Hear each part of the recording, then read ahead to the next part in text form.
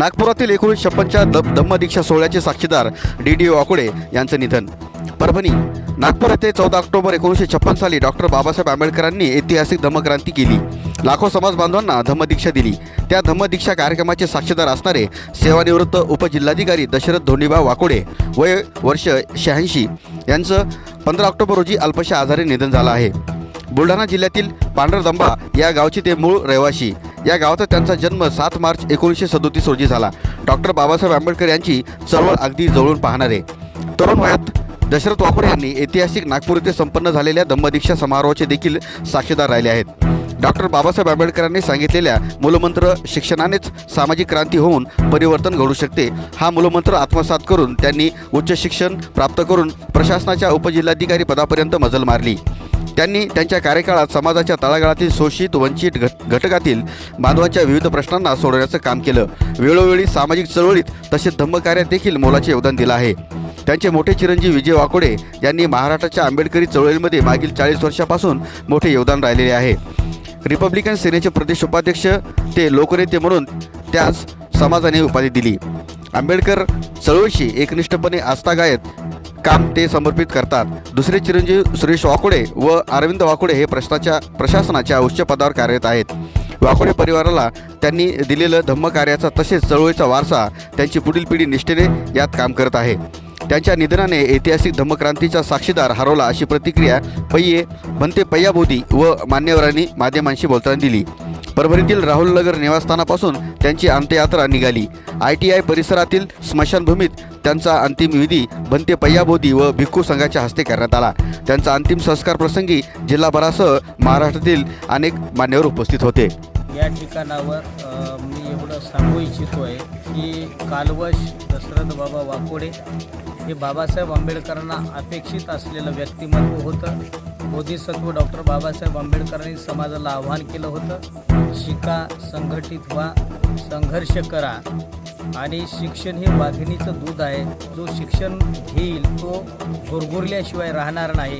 मला वाटते दशरथ बाबा वाकोडे यांनी बोधिसत्व डॉक्टर बाबासाहेब आंबेडकरांनी दिलेला शिक्षणाचा मूलमंत्र हा अंगीकारला. शिक्षण रूपी त्यांनी वाघिणीचं दूध पिलं आणि विजयदादा वाकोडेंसारखे म्हणजे सुपुत्र निर्भीड निडर वाघासारखे त्यांनी जन्माला घातले.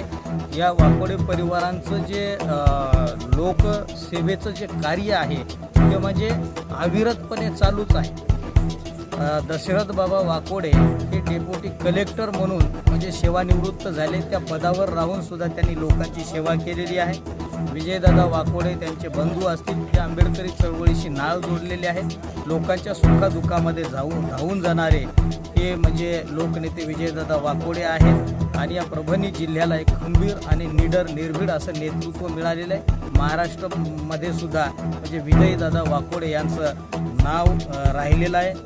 सरसेनानी आनंदराव आंबेडकर साहेबांच्या म्हणजे सोबत राहून त्यांच्या पक्षाची एक महाराष्ट्राची धुरा विजयदादा वाकोडेंनी खांद्यावर घेऊन त्या आंबेडकरी चळवळीचं काम म्हणजे सातत्यानं करत आहेत. कधीच अन्याय अत्याचार त्यांनी खपवून घेतलेला नाही. समाजावर होणाऱ्या अन्याय अत्याचाराला निर्भीडपणाने त्यांनी वाचा फोडलेली आहे आणि लोकांना म्हणजे न्याय देण्याचं काम हे विजयदादा वाकोडे यांनी सातत्यानं केलेले आहे. आणि याचं श्रेय म्हणजे आईवडिलांचं जे काही पुण्य असते, महापुण्य असते, जे आईवडिलांच्या चित्ताची अवस्था असते आणि आईवडिलांना वाटते की माझे पुत्र असे घडले पाहिजे. लोकसेवेचं म्हणजे हे मनाशी निश्चय असलेले दशरथ बाबा वाकोडे यांचीच म्हणजे कदाचित प्रेरणा विजयदादा वाकोडे त्यांच्या बंधूंच्या पाठीमागे असली पाहिजे. बोधिसत्व डॉक्टर बाबासाहेब आंबेडकरांची बुद्धाची तर प्रेरणा सर्वांसोबत आहे, पण आईवडिलांचे संस्कारसुद्धा तसे लागतात. आणि म्हणून वाकोडे परिवार हा समाजाची सेवा करणारा हा परिवार आहे.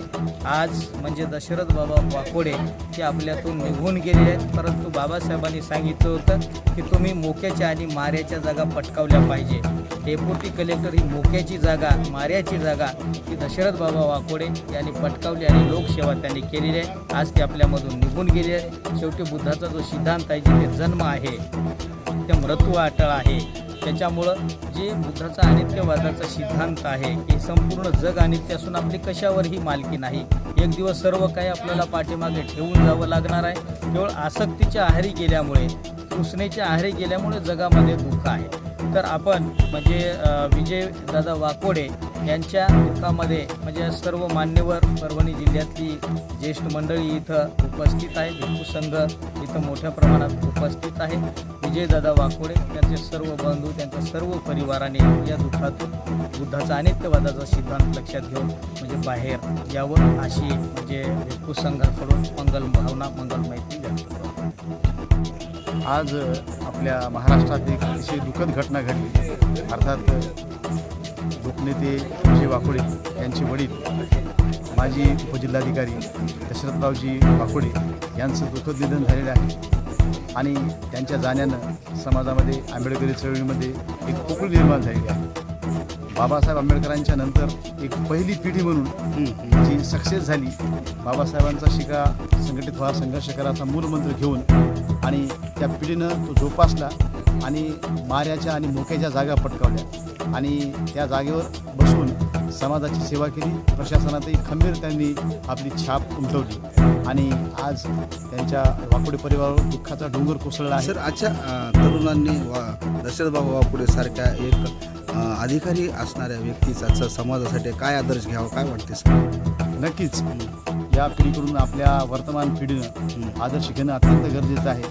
सध्या या भूलभुलैयामध्ये किंवा सोशल मीडियामध्ये किंवा इतर प्रस्थापित पक्षांच्या नेत्यांच्या दावणीला बांधून समाजाची दिशा भरकटण्याचं काम चालू आहे आणि एका खंबीर पक्षाकडं किंवा आंबेडकरी किंवा राजगृहाकडं वाटचाल करणं अत्यंत गरजेचं आहे आणि या निमित्तानं एकत्रीकरण येऊन बाबांच्या त्या अभिवादनाला किंवा खरी त्यांना श्रद्धांजली ठरेल जर आपण एकत्र येऊन ती आंबेडकरी चळवळ सक्षम करत असू. आणि विजय वाकोडे साहेब यांच्या या दुःखामध्ये सर्व परभणीकर आणि शेळके परिवार व वंचित बहुजन आघाडी ही पूर्ण त्यांच्या दुःखात सहभागी आहे. जय हिंद.